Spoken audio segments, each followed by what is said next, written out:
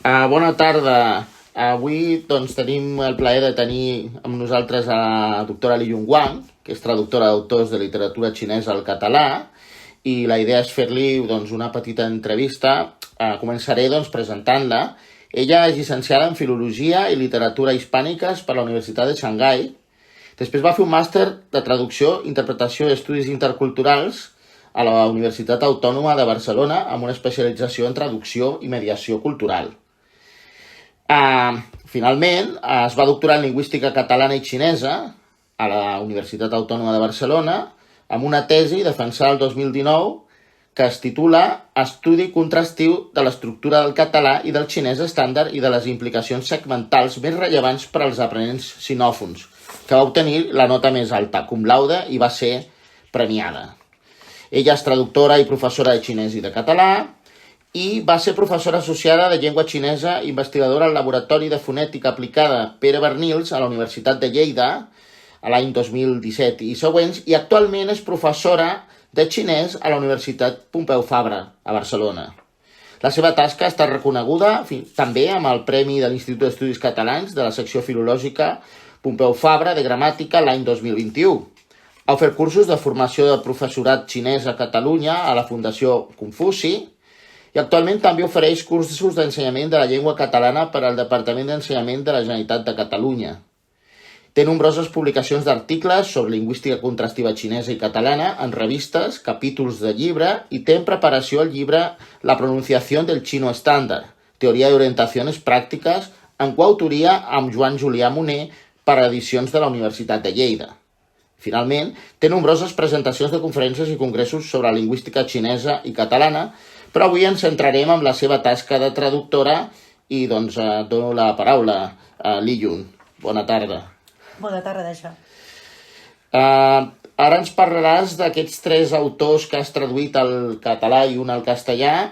Si ens pots fer una mica 5 cèntims de la seva biografia, context històric, literari, endavant. Comences amb Wang Zhenqi, oi? Sí. Moltes gràcies, Joan, per convidar-me a fer aquesta entrevista i donar-me aquesta oportunitat per presentar una mica sobre la meva tasca com a traductora literària de la literatura xinesa. I avui voldria presentar 3 autors. 3 autors que diria que són de 3 generacions des de l'època moderna de la Xina fins ara. Lu Xun, que és l'autor del llibre Colección Itinerante, que hem traduït del xinès al castellà, és el primer de l'època moderna, que va ser el pioner en la literatura moderna xinesa i també un autor molt revolucionari, i es considera un dels fundadors de la literatura moderna xinesa i l'alma del poble xinès. Té aquesta importància a la Xina. És un dels escriptors moderns més importants a la història xinesa. I el segon autor és de l'època moderna i contemporània i és Wang Zhenqi. És l'autor dels 5 contes xinesos, que és una obra que l'obra que hem traduït és una col·lecció de 5 contes xinesos que hem triat d'immenses obres seves. I aquests 5 contes són els més representatius i també molt interessants. I ha nascut als anys 20 del segle passat, i en canvi Lu Xun més aviat. Ell ha nascut als anys 20 i va morir l'any 97. I el tercer autor es diu Feng Jicai, és l'autor, encara viu, és l'autor contemporani, que la seva època més fructífera és després de la revolució cultural. I llavors és un autor contemporani que de moment encara treballa molt activament en la Universitat de Tianjin i presideix molts consells de cultura del govern xinès i ara es dedica activament a la protecció dels patrimonis de la Xina. D'acord. Ai, perdó, moltes gràcies per aquesta petita presentació. I podríem afegir que una de les gràcies de la teva traducció és que 3 polzades de lotus daurat encara és inèdit, no?, aquesta obra. Està preparada per ser publicada i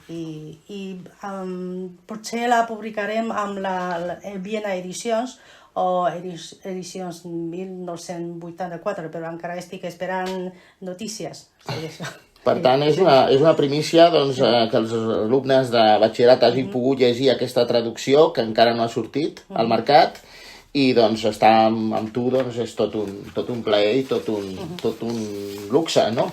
Aleshores, no sé si voldries comentar alguna cosa més sobre aquests autors o si no, la segona part és llegirem els textos, però... De fet, jo voldria, si t'aniria bé, voldria explicar una mica més sobre la trajectòria literària dels 3 autors. El primer explico sobre Lu Xun, perquè és el més primer. I aquest autor, la seva trajectòria literària es veu molt relacionada amb el destí del país. Perquè ell, de petit, el seu pare va morir perquè no estava ben tractat pels metges xinesos i per la medicina tradicional xinesa, i per això ell de petit ja tenia el desig de sortir del poble, trencar els límits de la societat tradicional xinesa i anar a un lloc diferent del poble i anar a aprendre coses noves, matèries modernes, que no volia quedar al seu poble i aprendre a servir com assistents judicials als governs nacionals, governs locals, com feien molts joves de la seva generació, no? I va anar a estudiar a Nanjing i al principi va estudiar a una escola naval i després a una escola de mineria, i són totes matèries d'indústria, no? Indústria moderna.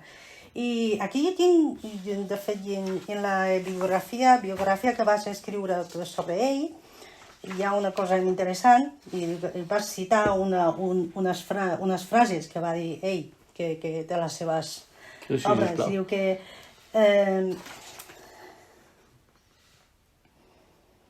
i ell, quan va decidir anar a estudiar a Nanjing, i va dir, jo vaig decidir anar a estudiar ciències modernes de l'occidentals para encaminar una ruta innovadora, refugiarme en un lugar diferente de mi pueblo y relacionarme con gente de espíritu distinto. Sí, y aunque su madre lloró porque había abandonado el camino correcto de prepararse para el examen imperial y había elegido otro que, según se decía en su pueblo, era para las personas sin otra opción que vender sus almas a los diablos extranjeros. Has citat en castellà perquè la biografia la vas redactar en castellà. Sí, molt bé. Però ell, molt decidit, va estudiar això. Molt bé, per canviar d'aires. Sí. Però què passa després?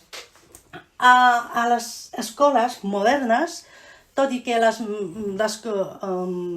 dedicava a aprendre coses modernes, matèries noves, i va veure que l'esperit que tenia els companys, els professors, les metodologies, les filosofies d'ells eren encara els antics, que ell no estava d'acord, no?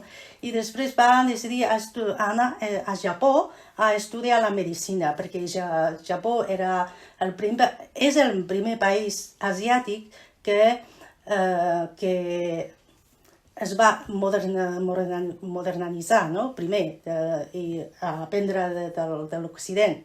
I ell pensava que la medicina és la primera, és una cosa molt important que contribueix a la modernització del Japó. I per això ell estava convençut que Xina, si volia desfer-se del passat, havia d'encaminar o agafar un camí semblant al Japó. I per això va anar a estudiar a Japó. Però, què passa? A Japó, en aquella època, va esclatar la guerra entre Japó i Rússia. Però la guerra entre aquests dos països va esclatar a la Xina, al territori xinès. I clar, van portar molt desastre al poble xinès, no?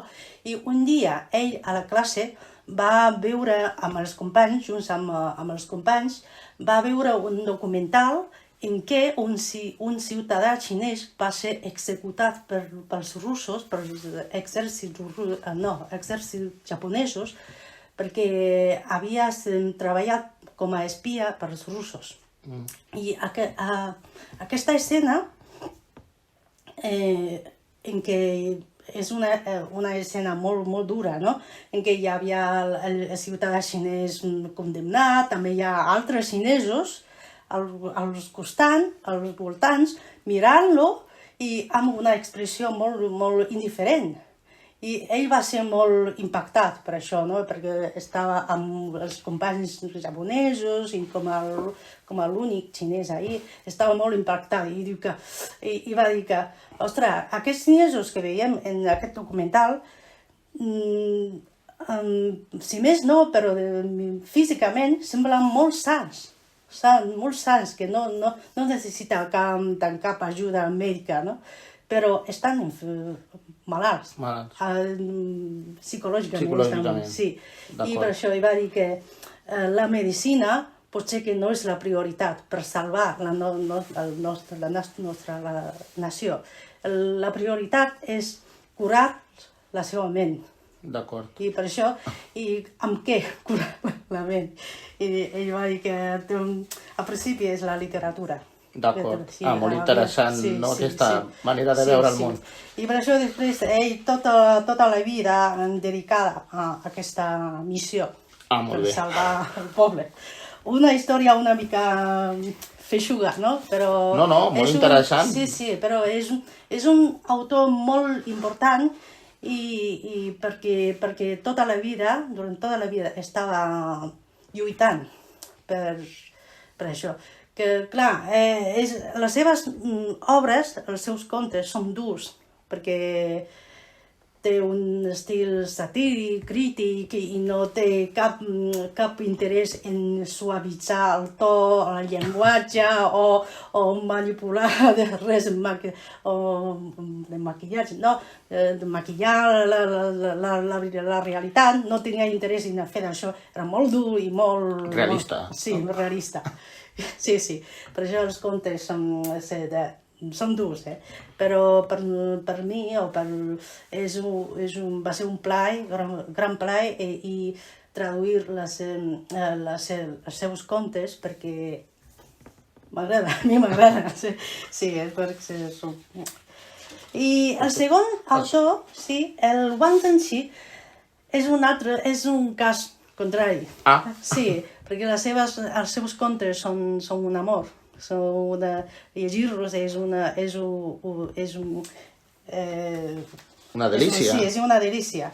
I perquè ell d'un poble, d'una zona aquàtica, no? de la Xina, jo diria que la gent de les zones aquàtiques, l'aigua dona el caràcter a la gent, no? L'entorn dona el caràcter a la gent, perquè diríem que l'aigua és la cosa més suau del món, però també és la més forta, no? Sí, jo diria.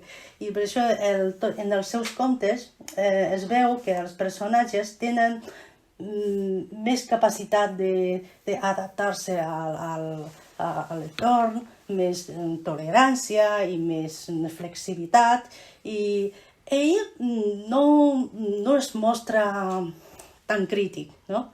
I dibuixen els personatges amb elegància, amb amor, amb tendresa. Amb tendresa. Sí, amb tendresa. I el tercer autor, el Feng Jisai, que va escriure Tres polzades i lotus daurats, ell va ser molt que es caracteritza molt per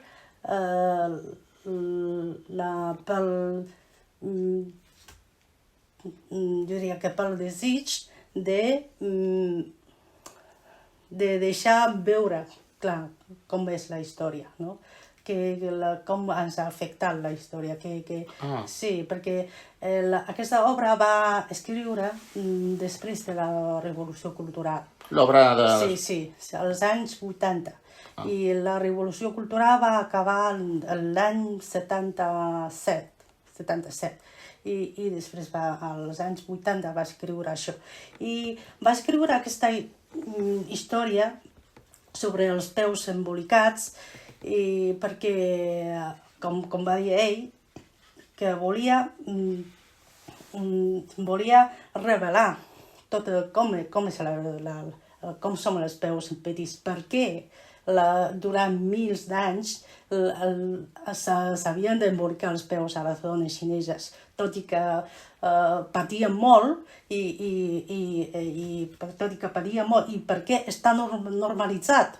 I diu que és com la revolució cultural. Ara està passat, però no ho podem deixar passar tan fàcilment. Hem de córrer la cortina, i hem d'acabar un drama, hem de córrer la cortina per deixar veure tot molt clar. Així, per evitar tornar a repetir el mateix error. Sí? Molt bé. Sí, és amb aquesta... filosofia que ell va escriure aquesta obra. Sí, aquesta obra. I ara mateix es dedica a la protecció dels patrimonis. Clar, els peus petits no són patrimoni, en absolut, però ara mateix, ara té 80 anys i escaig, o més de 80 anys, i es dedica a la protecció dels patrimonis perquè el ràpid desenvolupament de la Xina ha destruït molts patrimonis o construccions, edificis... Patrimoni històric. Patrimoni històric. Han tombat moltes coses i sí, la renovació o la revolució ha esborrat masses coses, innecessàriament. I ell es dedica a recuperar o protegir aquests patrimonis, o a recuperar o redescobrir, no? aquests patrimonis. Per exemple, té molts contactes amb els artesans del poble, de diferents armes, de diferents formes d'art popular i també moltes altres coses. I ara això és la seva tasca actual. Moltes gràcies. Fins aquí hem fet la presentació d'aquests autors que els nostres alumnes han llegit, i ara el que farem és, com a segona part d'aquesta presentació, abans de passar pròpiament a l'entrevista, tot és part de l'entrevista, voldríem llegir alguns passatges d'aquests textos d'aquests tres autors. Jo llegiré en català i la Liyun ens llegirà un dels passatges en xinès perquè també tingueu sentir com sona el text en la seva llengua original. Començaré amb el segon fragment triat de la petita antologia que tenim del Wang Zhenqi, dels 5 contes xinesos. Llegeixo. A casa, al Mingai, li deien Petit Mingzi. Des de petit, sabia que un dia abandonaria la casa. La gent del poble no en deia abandonar la casa, sinó servir de monjo. Al seu poble donava monjos com d'altres donaven capadors de porcs, d'altres teixidors, d'altres barretaires, d'altres recol·lectors de cotó, d'altres artesans pintors i d'altres prostitutes. Al seu poble donava monjos. Si en una família hi havia molts germans, l'un havia d'anar a fer de monjo. Per aconseguir-ho, igual que en altres feines, era necessari tenir relacions i pertànyer a algun grup influent.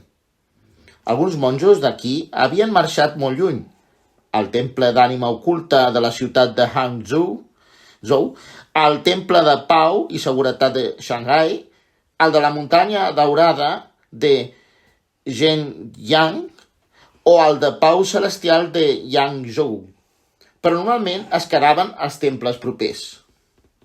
La família de Minghai tenia poca terra, així que els seus 3 germans grans bastaven per portar-la. Ell era el petit. Aquell any, quan el seu oncle monjo va anar a visitar-los, tenia 7 anys. El pare, la mare i l'oncle van parlar una estona i van decidir que seria monjo. Ell era allà a prop, pensant que allò s'adeia amb les circumstàncies i que no hi havia cap raó per oposar-s'hi. Aleshores, Liyun, si vols llegir-nos el text en xinès, vale. Si us plau. vale，也就是很近的。明海在家叫小名字，他是从小就确定要出家的。他的家乡不叫出家，叫当和尚。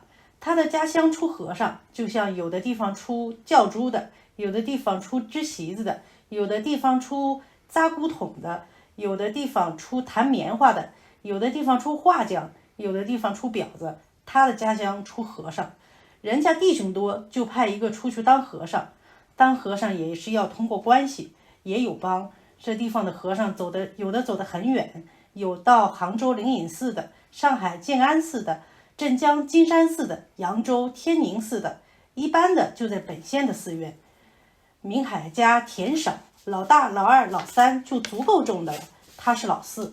他7岁那年，他当和尚的舅舅回家，他爹他娘就和舅舅商议，决定叫他当和尚。他当时在旁边，觉得这实在是有在情在理，没有理由反对。当和尚有很多好处，一是可以吃现成饭，哪个庙里都是管饭的；二是可以攒钱，只要学会了放瑜伽咽口，拜黄粱忏，可以按例分到辛苦钱，积攒起来，将来还俗娶亲也可以，不想还俗买几亩田也可以。Fantàstic, moltíssimes gràcies. Així també els alumnes poden sentir com, i els que estan escoltant com sona en xinès, que és meravellós. Ara us llegiré en castellà el passatge de l'antologia de Lu Xun, de Colección de un errante. ¡Qué indignante! Pasado un rato, Siming de nuevo con vehemencia dijo: son así los estudiantes de hoy en día. De hecho, durante los años del penúltimo emperador, yo fui uno de los más acérrimos defensores de la creación de escuelas modernas. ¿Quién podía pensar que un día se abusaría tanto de esta causa que solo sabrían hablar de liberación y libertad? No se preocupan nada por los estudios verdaderos. Lo único que enseñan es a hacer el tonto. En la educación de Xuecheng he gastado mucho dinero, pero todo ha resultado desperdiciado. Me ha costado muchísimo lograr que entrase en una escuela donde combinan los métodos chinos y occidentales en la enseñanza y que, en cuanto a la enseñanza del inglés, ponen el mismo énfasis en la habilidad oral que en la auditiva. He confiado que un programa así sería suficiente. ¿No? ¡Ja! Ya llevo un año en él y ni siquiera sabe lo que significa hot food. Apuesto a que le mandan memorizar sin ponerlos en práctica, igual que ha sido siempre. Caray. ¿Qué mérito tienen esas escuelas modernas? Digo yo, que deben ser cerradas y todas y cada una de ellas. ¡Ay, sí! Vale más cerrarlas, asintió su mujer mientras pegaba billetes de papel. Y Siming continuó. Nuestras hijas no han de ir a la escuela. ¿Para qué sirve escolarizar a las niñas? Eso fue lo que dijo mi tío abuelo noveno en contra de la escolarización de las niñas cuando comenzaron a promoverla. En aquel tiempo lo ataqué por ello. Sin embargo, ahora veo la sensatez de la gente mayor. Piénsalo, las mujeres caminan por la calle en grupos, a la luz del día. Eso ya es un acto de muy mal gusto. Y como si no fuera suficiente, han empezado a cortarse el pelo. Lo que más detesto en este mundo son esas estudiantes con el pelo corto. Francamente, los soldados y bandidos que matan todavía pueden tener alguna excusa para ser perdonados, pero esas chicas han trastornado el mundo y deben ser castigadas severamente. Correcto. No basta que los hombres corten sus trenzas y parezcan monjes. Ahora también las mujeres tienen que cortarse el cabello como les monjas. Ja veieu, doncs, el to satíric. Gràcies. I ara, aquest tros no cal que llegeixis en xinès, no? No. Llavors, del Feng Chai, m'hi costa una mica pronunciar en xinès, com és el nom?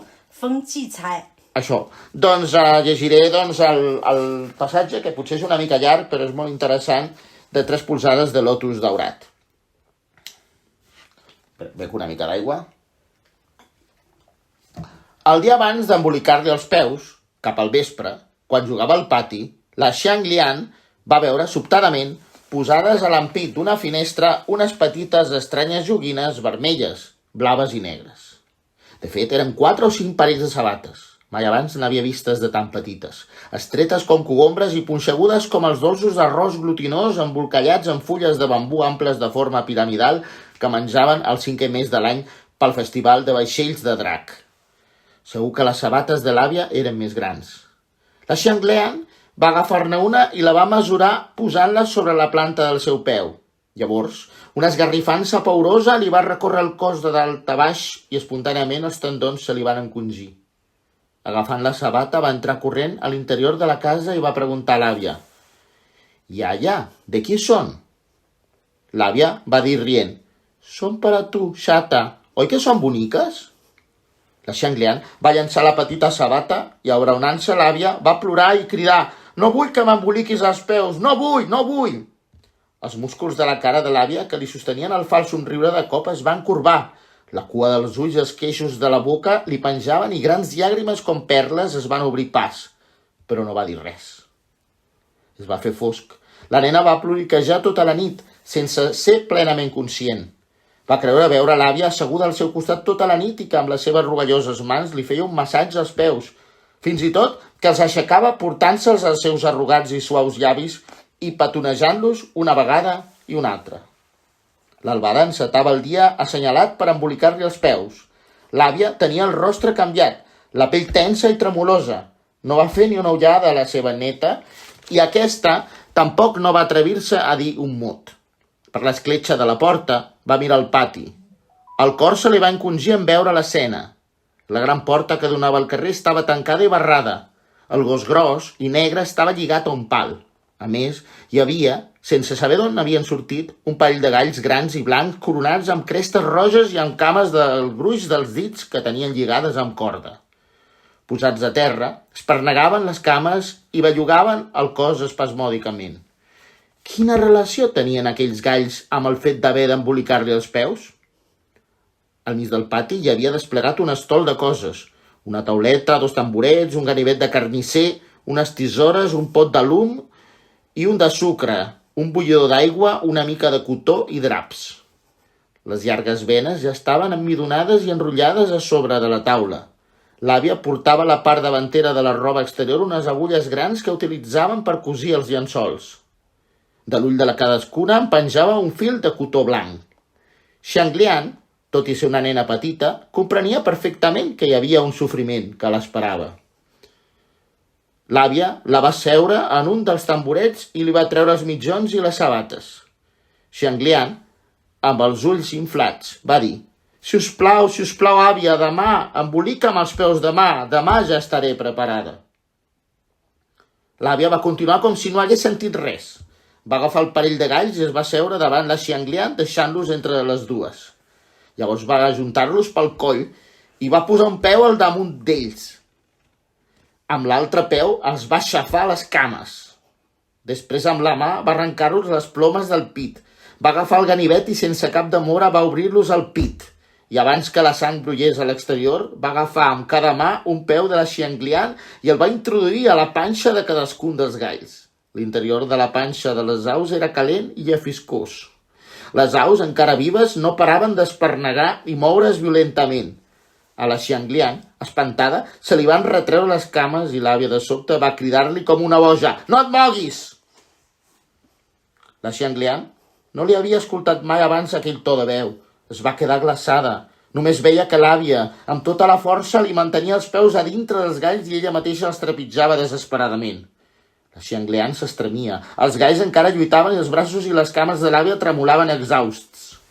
Per un moment, tots van tremolar junts. En acabar, per vèncer les aus, l'àvia va aixecar el cul del tamboret i la Xianglian va tenir por que perdés l'equilibri i caigués a sobre d'ella.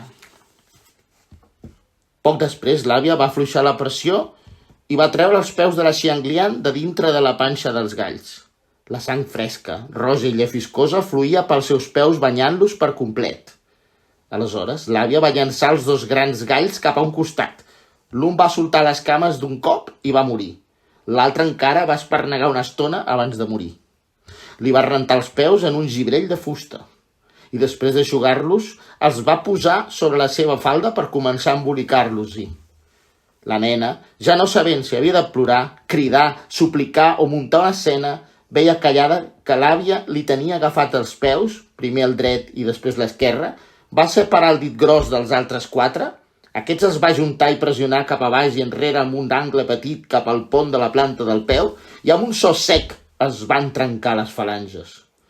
Va soltar un xiscle de sorpresa, però l'àvia, mentrestant, ja havia deixat en el rotllo de venes i estrenyia, amb seguretat, els 4 dits doblegats. En veure els seus peus canviar de forma, la Xianglian va esclatar a plorar abans de sentir el dolor. És terrible. És terrible. I és preciós com ho descriu, no, alhora? Sí, és una descripció gràfica. Dramàtica i gràfica alhora. I així doncs, hem pogut sentir doncs, els textos aquests que tenim a l'antologia i aleshores doncs, podem passar a la següent part. Resulta que doncs, aquests textos, els alumnes de l'assignatura Literatura Universal de primer batxillerat humanístic, després d'haver llegit aquesta selecció de textos que acabem de presentar oralment, de literatura xinesa traduïts al català o en un dels seus casos al castellà, doncs per tu, han realitzat aquest qüestionari ad hoc, no?, per l'entrevista que t'estic fent. Llavors, per poder dur a terme aquesta activitat, vaig haver de demanar a un company del meu departament que em deixés doncs, fer codocència, perquè jo no tinc alumnes de literatura universal, i llavors hem fet aquesta activitat entre ell i jo, i doncs trobem que ha estat una experiència molt enriquidora perquè els estem obrint a altres literatures del món, no només a la literatura diguem-ne, universal, eurocèntrica, occidental nostra.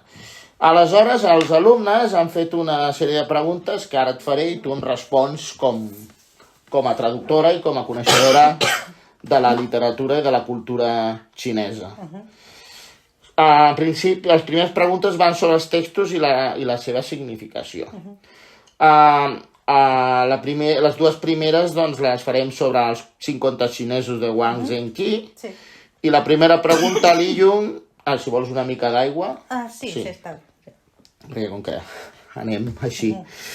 Quan vulguis, dic, com creus que la descripció de la natura i les petites accions quotidianes de Yingzi ajuden a construir la sensibilitat del personatge i la seva relació amb el món?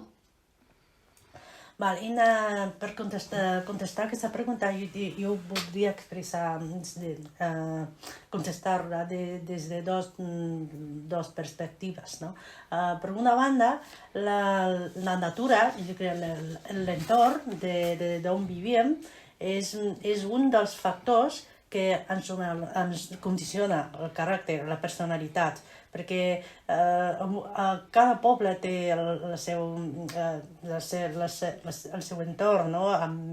Ambients, i cada poble, cada persona o cada ciutat, i al final es ve molt relacionat amb la personalitat o el caràcter d'algun lloc. Al final, jo diria que sempre té alguna certa relació amb l'entorn, amb la natura. I en aquest compte, el Wang Zhenqi és d'un poble on hi ha molta aigua. i molta aigua i molts ànecs, perquè d'aquell poble de Caoyu, a la ciutat de Yangzhou, els ous de l'ànec són molt famosos. Són molt famosos. És un producte típic d'ahir. I molta aigua, i la gent, abans, ara no, però abans, en sortir, havien d'anar en vaixells. I amb aigua, l'aigua, jo crec que dona caràcter, no? Amb l'aigua, com és l'aigua? És tendra, però forta, no? S'adapta a qualsevol forma, però és difícil manipular-la, no? I és un font d'inspiració, de la inspiració de Tai Chi. És a dir, que la cosa més flexible, més tendra del món també és la més forta. I per això l'ambient, la descripció de la natura ens explica la personalitat dels habitants d'ahir, no?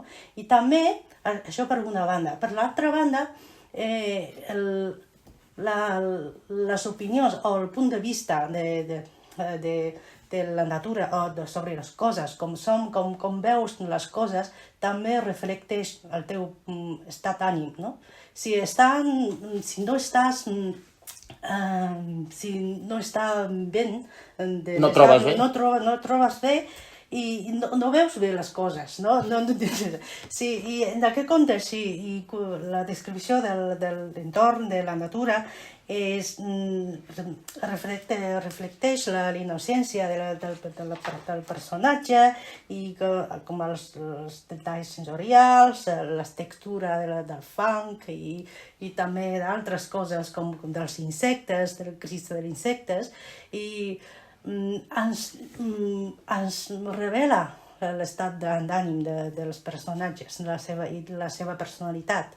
I per això, en aquest conte, abans de relatar la història que passa entre els personatges protagonistes, hi ha una gran part molt important sobre la natura, sobre l'entorn. Perquè és necessari per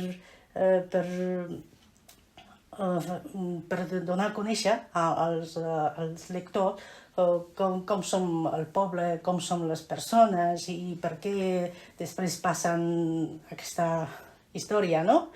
I és una base molt important per donar raó a la trajectòria del conte, de la història.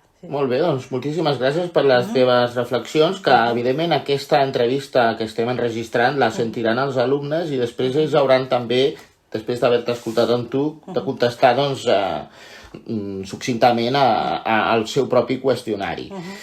Però està molt bé com ens ho expliques. La següent qüestió que ens han plantejat els alumnes va referit al següent o al segon passatge d'aquest autor, del Wang Zhenqi, dels 5 contes, i la pregunta és la següent. Diu, el petit Mingzi accepta sense qüestionar-ho el seu destí de monjo. Penses que aquesta actitud és una característica pròpia de la cultura tradicional xinesa, l'acceptació del destí? Sí, aquesta actitud, sí, en cert grau reflecteix la idea tradicional, una de les idees tradicionals de la societat xinesa, perquè en les famílies xineses i la tradició és que els pares tenen molta veu en la vida dels fills, i aquí, en aquest conte, són a un poble bonic, amb molta aigua i una casa amb 4 fills i amb poca terra, i doncs els pares que saben de triar un camí per cadascun dels fills, no? I el petit ja sap que tenia raó, tenia les seves consideracions, no? I no s'havia d'oposar. Sí, és veritat que en la cultura tradicional xinesa els fills són més obedients als pares que a la societat, que la societat occidental. O sigui que aquí destaca més individualisme, hi ha més col·lectiu. El sentit col·lectiu. Sí, col·lectiu. I a més, a vegades es destaca el projecte familiar. Saps que la prosperació de la familiar és un projecte comú de tots els membres de la família i cadascú té el seu rol, té la seva responsabilitat i havien d'encarregar-se dels seus deures i en aquest compte i els pares li han triat, l'oncle també, li ha triat un bon camí, perquè per ells, per aquest poble, com que dona molts de monjos, segurament fer-se de monjo no és un camí dolent, no? És un bon camí, que t'asseguraran de menjar tota la vida, de menjar, d'habitatge, de tot. Sí. És un bon camí, perquè per una família així, que amb poca terra, i no com la família de la Llinç, no? La Llinç és una bona família. Ell no, és d'un poble, d'una família pobra. I si no vas a fer-te de monjo, i què faràs? D'acord, és una manera d'assegurar-se el pa. Sí. I després en el conte també és humorístic, no? I al final també diu que a tots els temples de monjos hi ha de menjar. Si no, per què has d'anar a fer-te de monjos? I fer cerimònies per la gent també cobres. Si no cobres, per què fer-te de monjo? I a més, i aquest conte també és interessant perquè relata la història, narra la vida dels monjos molt diferent que pensàvem, normalment pensem, perquè segons la teoria, teòricament els monjos no han de casar-se, no han de beure, no han de menjar carn, no han de matar en absolut, no? Però en aquest conte els monjos tot ho fan això. I mengen la carn i maten porc, no? Al cap d'any, i celebra l'any nou i maten el porc. I beuen, i juguen amb diners, no? I també es relaciona amb tota mena de gent, no? Amb els lladres també, hi ha un lladre que roba gallines amb una libèl·lula de coure i roba gallines. I doncs aquest lladre és un bon amic dels monjos. I els monjos fan cerimònies pel poble i cobren, i també i deixen préstecs de terra a la gent i cobraven. I totes aquestes coses no són pròpies dels monjos, no? Però en aquest conte els monjos ho fan perquè i diuen les regles sagrades no existeixen en aquest temple. Ningú ho menciona, és nul en aquell temple. I per això tot s'explica perquè el Minsk no s'oposava a ser monjo, perquè era un bon camí. I també diu que si no vols fer-te de monjo durant uns anys i acumules diners i al final si vols casar-te pots trobar una dona i casar-te, si no pots comprar un tros de terra i tindràs de menjar. I per això... Sí, ja veig que dona una visió bastant diferent del que estem acostumats a imaginar-nos sobre els monjos budistes i sobre els monjos en general.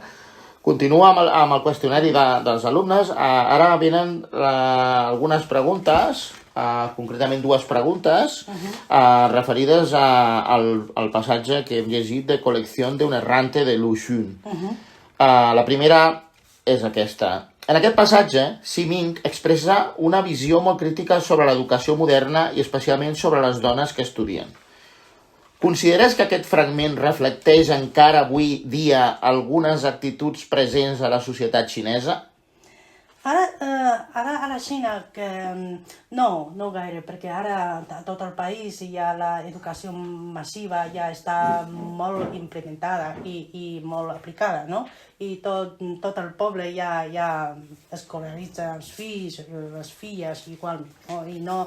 I no descarto que potser que en algun lloc molt pobre, no? Molt allunyat, molt aïllat en algun lloc, no? En una muntanya, en un lloc molt aïllat, que no es controla gaire, potser que hi ha algun d'aquests casos, però no és de cap mena un fenomen comú, no? És a dir, ha evolucionat la societat xinesa com la nostra i ja no és... La taxa d'educació dels menors a la Xina és la mateixa o igual que aquí. Sí, no, I les dones també estudien amb normalitat. Sí, però hi ha una cosa que podria dir que, tot i que els nens i les nenes s'escolaritzen igual, però l'actitud dels pares a vegades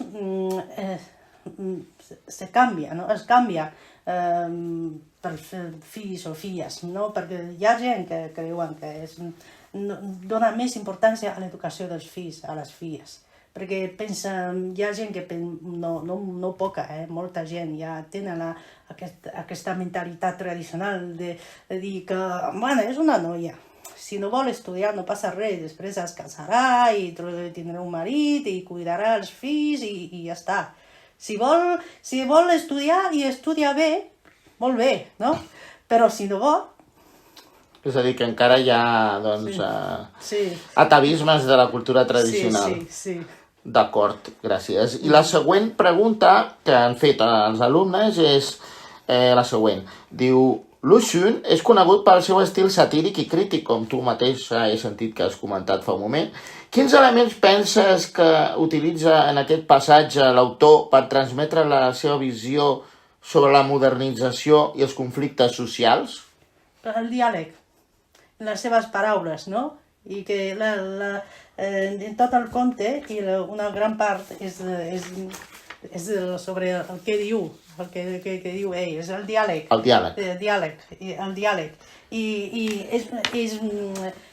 ha mostrat una actitud molt exagerada, no? I unes crítiques irracionals a l'educació moderna. I la seva actitud tan exagerada que al final va enfadar la dona, no? Clar, la va indignar. La va indignar, perquè la dona... el conèixer i sap que havia d'haver passat alguna cosa que l'ha indignat i per això amb aquesta excusa i totes les queixes. Sí, és el diàleg. És aquesta tècnica. Sí. D'acord. I ara passarem, en aquesta primera part del qüestionari, a les preguntes relacionades amb sobre 3 polzades de lotus daurat del tercer autor. La primera pregunta, sempre n'hi ha 2 per cada fragment, diu, el fragment mostra un moment impactant sobre la pràctica de l'embenatge dels peus. Com es percep avui dia aquest episodi en la societat xinesa? Ja avui en dia la pràctica de l'embenatge dels peus es veu com un símbol de l'opressió. De l'opressió de les dones. De l'antiga societat a les dones, no? I la gent d'avui anem a veure com són els peus embolicats i se sorprèn molt i diu, com pot ser així? I uns peus així es consideren bonics, increïbles. Però es considerava així, no? I calia, no? Calia. Sí, i això passa, és que és un fenomen irracional, que dolent o un costum dolent, si està normalitzat i no has de preocupar-te de que la gent no tingui excuses per normalitzar. La gent o els lletrats buscaran tota mena d'excuses per normalitzar, justificar-ho. Sí, en aquesta novel·la es veu moltes... Es veu molt això, els lletrats, i perquè, diem, per nosaltres és incomprensible, no? Perquè han de trencar els peus, no? És molt cruel.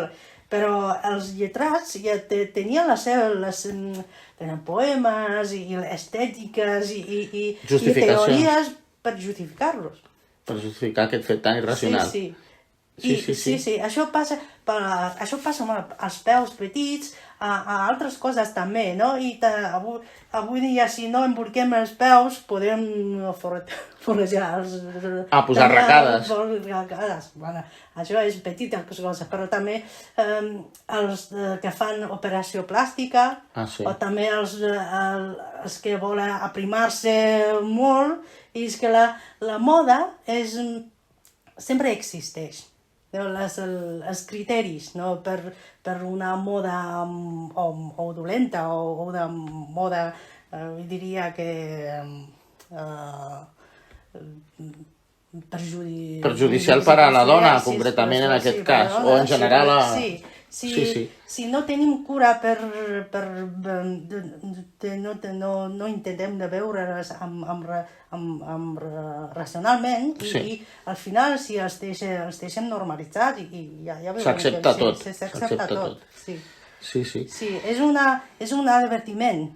És un advertiment que s'ha d'estar a la white, no? S'ha d'estar alerta i no acceptar-ho tot amb naturalitat. Clar. Perquè la irracionalitat. Molt bé, moltes gràcies.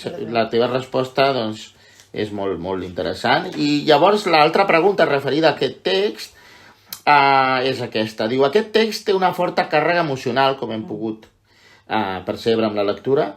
Diu, creus que la literatura és una eina poderosa per sensibilitzar sobre temes socials i culturals? I tant, és un dels temes, de les eines principals per sensibilitzar sobre els temes socials. Socials, no? Sí. Concretament en aquest autor es veu d'una manera molt plàstica i molt clara, no? Sí. Però en general la literatura és una de les funcions que té, no? Sí.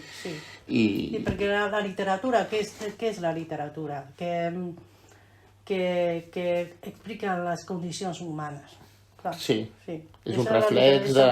Sí, reflex de les condicions humanes. I moltes coses que diàriament no hi parem atenció, però si està escrita en la literatura ja persistirà. Clar. D'acord. I ara et faré 3 preguntes sobre la importància de conèixer altres literatures, que precisament per això estem aquí, amb les altres literatures, concretament la xinesa. Doncs quin valor creus que té per a estudiants d'altres cultures llegir textos clàssics i moderns de la literatura xinesa, com és el cas dels nostres alumnes de batxillerat, que han llegit aquests textos? Quin valor, vull dir, per què penses que és important, no?, que aquests alumnes també s'apropin a la literatura xinesa? La literatura xinesa és molt rica, no? I la cultura mil·lenària xinesa també dona molts materials, moltes fonts de reflexió a les condicions humanes, als temes socials, no? I la literatura xinesa, sense dubte, dona altres perspectives als lectors occidentals, perquè la Xina té milers d'anys d'història i ha passat per tota mena de revolucions i pujades i caigudes de les dinasties i moltes coses, diferents règims, i també van tenir democràcia imperial. Però és imperial, vull dir que no, l'emperador no tenia tot el poder, no? L'emperador a vegades, durant la dinastia Song, per exemple, l'emperador compartia el poder amb el gabinet del primer ministre, amb el gabinet de govern, no tenia tot el poder. Clar, després a la dinastia Qing, dels manxús, l'emperador controlava de tot.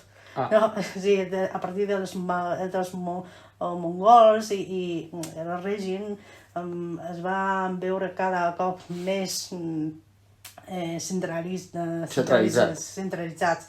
Però abans de l'imperi mongol, a la dinastia Song, no era tant, i l'emperador, si l'emperador va ser capturat pels pobles nòmades, no? I l'emperador va rendir, però el poble xinès no. L'emperador ell mateix, ell sol ha rendit, però el govern xinès no, nosaltres no. Encara som aquí, no? Resistint i tot. Això vol dir que l'emperador no pot controlar tot, no? I la societat més liberal, no? I tot això, i també la literatura moderna o contemporània,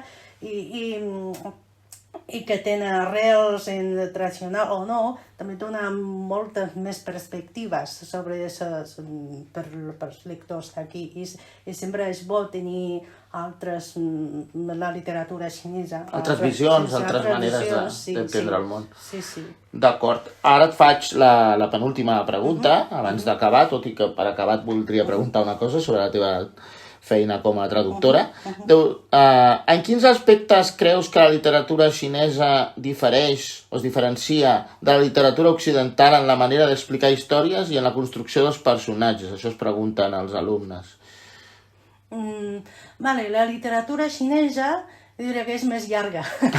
És més llarga. Però sí, per la mateixa història, la literatura xinesa sempre és més llarga que la literatura d'aquí, perquè la literatura xinesa s'escriu molt, els sentiments, la natura, és que posa molt... Llarga vols dir que s'estén més en les explicacions del que està relatant. Sí.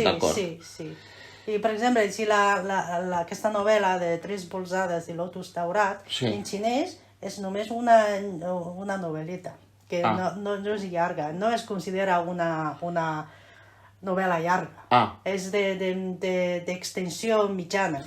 No és mini novel·la, però és mitjana, però traduïda en català ja és un volum així.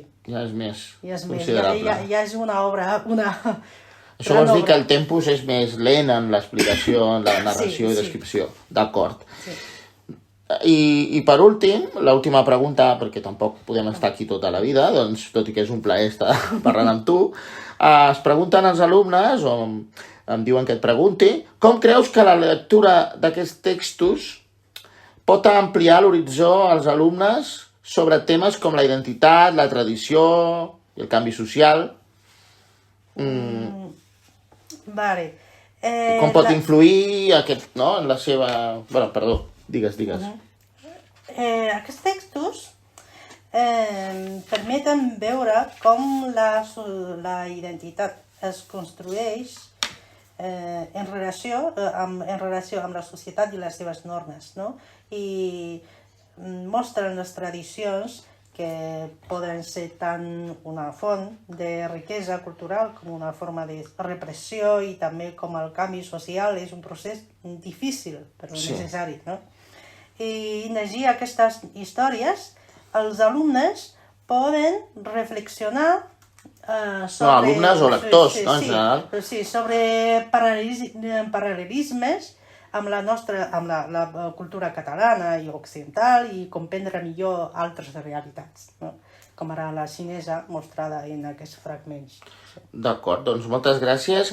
I abans d'acabar, em sembla que ara estàs traduint altres textos de la literatura xinesa. Ens podries fer 5 cèntims del que estàs fent ara, sisplau?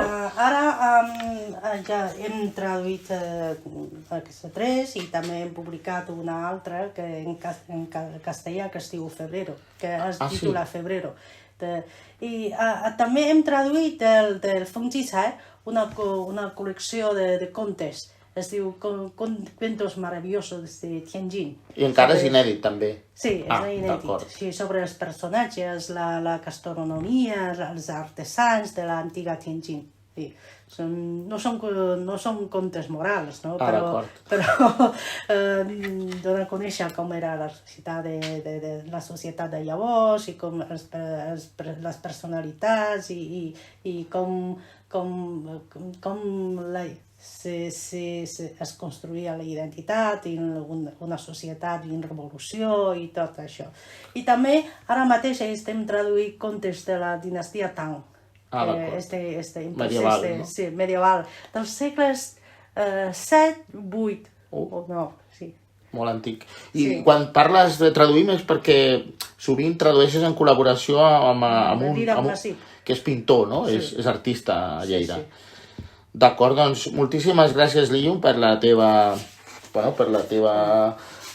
presència i per les teves explicacions. Moltes gràcies. I esperem que això sigui útil pels alumnes i per les persones que ens escolten. Molt bé, gràcies. Gràcies.